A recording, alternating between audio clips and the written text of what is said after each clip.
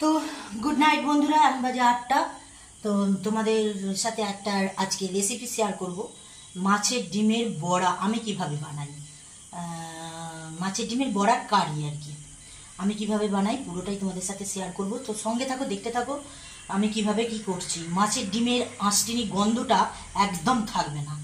সেই আঁশটিনি গন্ধটা কিভাবে না থাকে সেই রেসিপিটাই তোমাদের সাথে শেয়ার করবো। এই দেখো, এখানে আমি গরম করতে জল বসিয়ে দিয়েছি। এর মধ্যে আমি দিয়ে দেব একটু নুন, একটু মানে ভালো পরিমাণে, যেহেতু জলে দিচ্ছি নুনটা সেহেতু একটু ভালো পরিমাণেই নুনটা দেব। আর দেব একটু হলুদ। ওকে, এটা এবার একটু নাড়িয়ে দেব।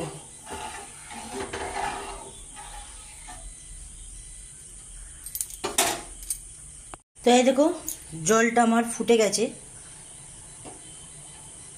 জল টকবক করে ফুটছে। এবার এই মাছের ডিমটা অনেকটা পরিমাণেই আছে, মাছের ডিমটা আমি এর মধ্যে আস্তে আস্তে দিয়ে দেবো। দাঁড়াও, কমিয়ে দিই, নাহলে হাতে লেগে যাবার ভয়।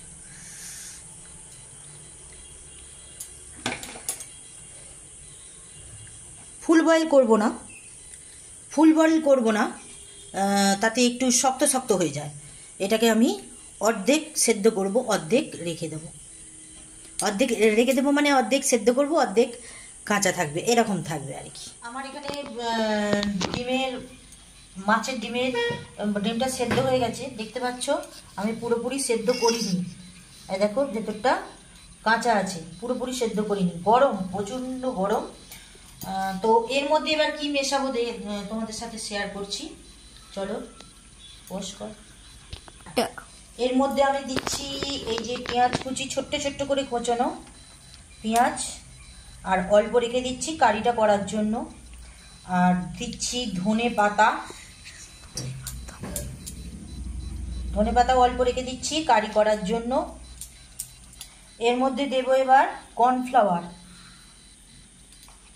কর্নফ্লাওয়ার দিচ্ছি আমি 2 চামচ, যেহেতু অনেকটা পরিমাণে ডিম সেহেতু 2 চামচ দিচ্ছি। ও নুন, পরিমাণ মতো নুন দিয়ে দিলাম।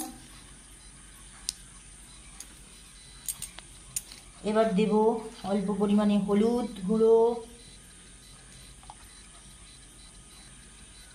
লঙ্কা গুঁড়ো, আমার মা খুবই খেতে পারে না। আর দেব একটু মিট মশলা, দেব ধনে গুঁড়ো,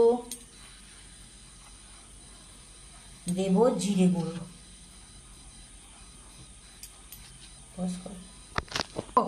এবার দেব এই যে বাটাটা, আদা বাটা, আদা আছে, রসুন আছে, টমেটো আছে, পেঁয়াজ আছে। এই বাটাটা অল্প দিয়ে দেব।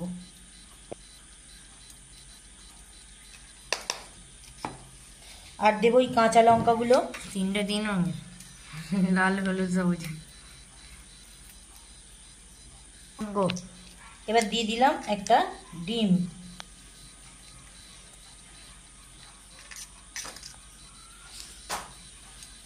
এবার এটাকে ভালো করে মাখবো, ঠিক আছে?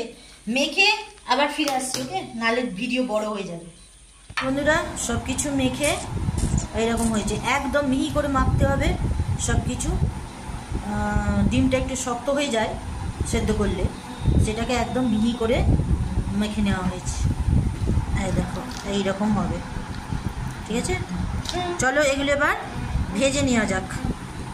বন্ধুরা, এখানে আমি ভাজতে বসিয়ে দিয়েছি, ঠিক আছে? ছাঁকা তেলে ভাজতে হবে। কিছু দিয়েছি, কিছু এখনও আছে।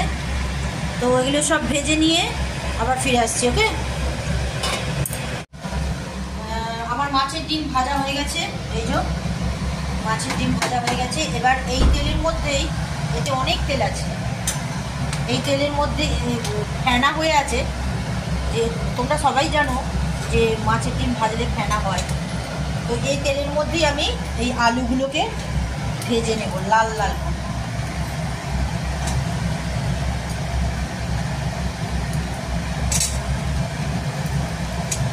এগুলোকে লাল লাল করে ভেজে নেব।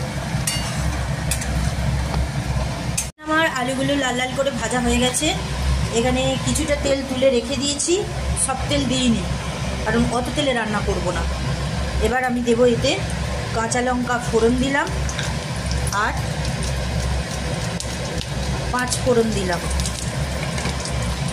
দিয়ে এটা একটু হয়ে গেলে, যেহেতু তেলটা গরম,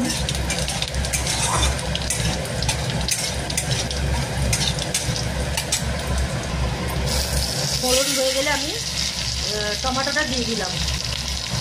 টমেটোর উপরে আমি দেব নুন, পরিমাণ মতো নুন দিয়ে দিলাম। যেহেতু কারি কারি হবে সেহেতু বেশি দেব না, পরিমাণ মতো নুন দিয়ে দিলাম। টমেটোটা একটু ভাজা ভাজা হয়ে গেলে এতে আমি পেঁয়াজ আর অল্প পরিমাণে পেঁয়াজ আর ধনেপাতাটা দিয়ে দেব। এবারে এটাকেও একটু ভাজা ভাজা করব। তো পেঁয়াজ আমার ভাজা ভাজা হয়ে গেছে। এবার এর মধ্যে দিয়ে দেবো আদা রসুন পেঁয়াজ টমেটোর পেস্ট। বেশি মশলা দেবো না, অল্পই দিলাম। আর দেবো গুঁড়ো মশলাগুলো, হলুদ দিলাম, লঙ্কা দিলাম,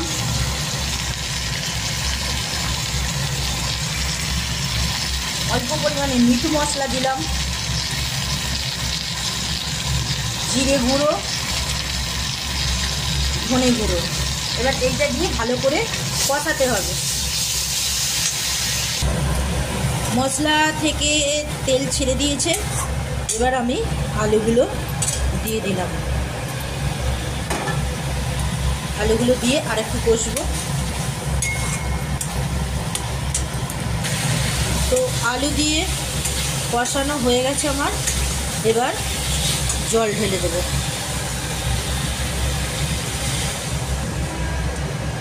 জলটা একটু বেশি পরিমাণেই দেবো, কারণ ডিমটা দিলে সমস্ত ডিমটা রসটা টেনে নেবে। ঠিক আছে, এটা এবার লো আঁচে করে দেবো। লো আঁচে করে আলুটাকে সেদ্ধ হতে দেবো, তারপরে ডিমটা দেবো। ঠিক আছে, চলো ফাইনাল লুক তরকারি।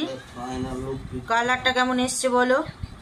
আর এখানে হাজবেন্ড বললো কিছু ভাজা খাবে, সেই জন্য কিছু ভাজা রেখে দিয়েছি। আর এখানে মিষ্টি এনেছে, রুটি এনেছে। তো চলো খেয়ে নেওয়া যাক।